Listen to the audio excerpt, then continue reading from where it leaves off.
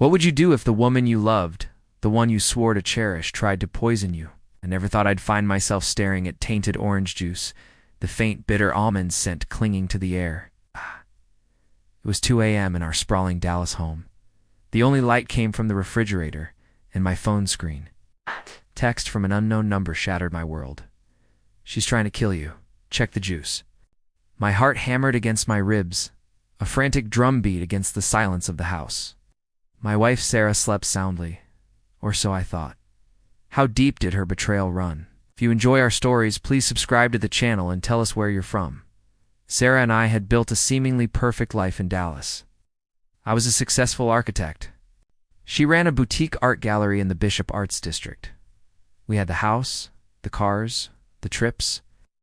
But the perfection was a veneer, thin and cracking. It started subtly, a shift in her routine.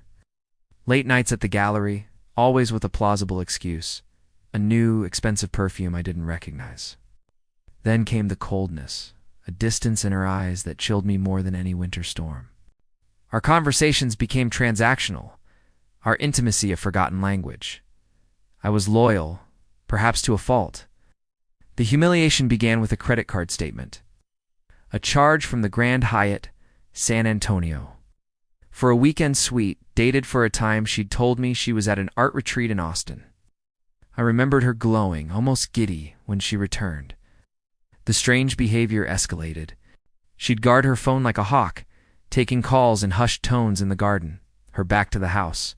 And receipts for lavish dinners and gifts I hadn't received started appearing in her discarded purse.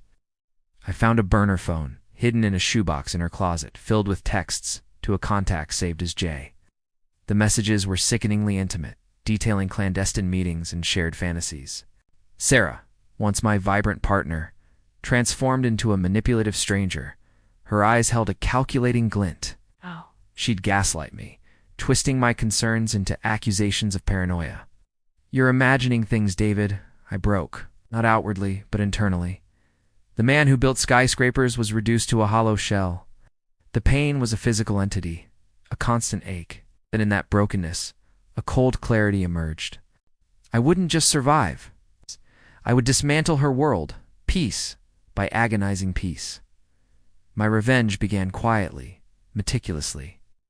I installed hidden cameras in the house, not to catch her in the act, but to document her increasingly erratic and cruel behavior. I hired a private investigator, Marcus Thorne, to track her movements and identify Jay. Marcus delivered. Jay was Jonathan Vance, a smarmy real estate developer from Fort Worth.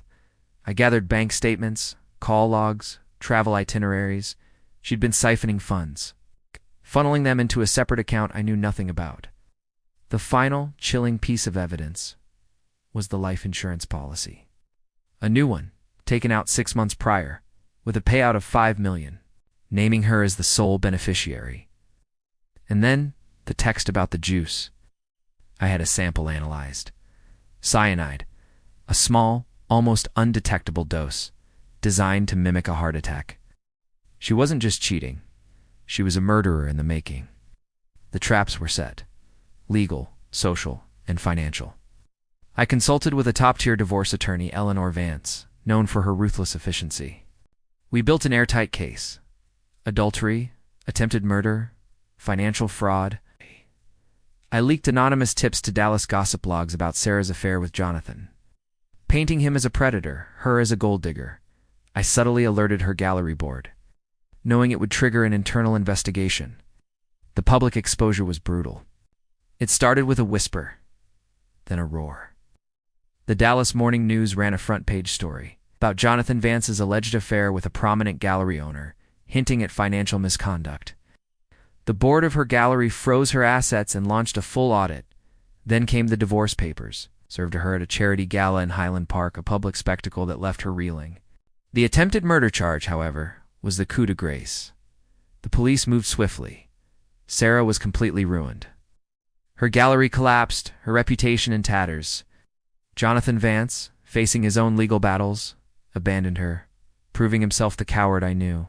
As she stood in court, a shadow of her former arrogant self, her expensive clothes, a costume for tragedy. The judge, unmoved by her tearful pleas, handed down a sentence that reflected her crimes. She lost everything: her freedom, her fortune, her name. I watched it all unfold. There was no triumph, no joy, only a profound emptiness. The revenge was complete. But it hadn't brought back the man I was, or the life I thought I had. The silence in my Dallas home was no longer haunted by betrayal, but by the chilling echo of what I had become. She thought she could poison me and walk away with $5 million, but she only poisoned her own life. The end.